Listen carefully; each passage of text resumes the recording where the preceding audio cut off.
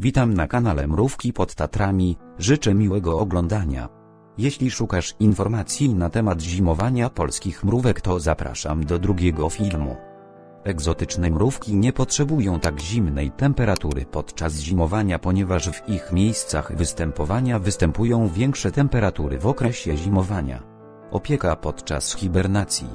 Przez cały okres hibernacji mrówki nie będą potrzebowały żadnego pożywienia, ale nadal potrzebują wody. Dlatego jeśli twoje mrówki nie są w probówce, musisz upewnić się, że formikarium nadal pozostaje wilgotne tak jak zwykle, co oznacza, że być może będziesz musiał regularnie sprawdzać formikarium, aby upewnić się, że kolonia jest odpowiednio nawodniona.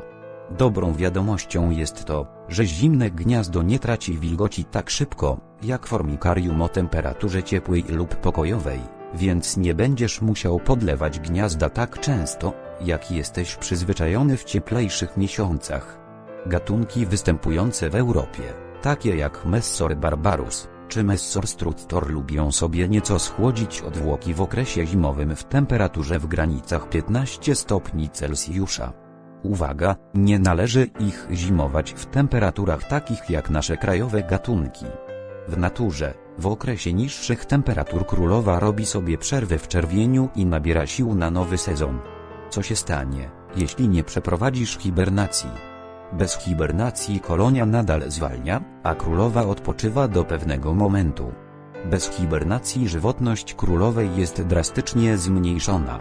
Hibernacja daje kolonii szansę na regenerację i przygotowanie się na nadchodzący rok.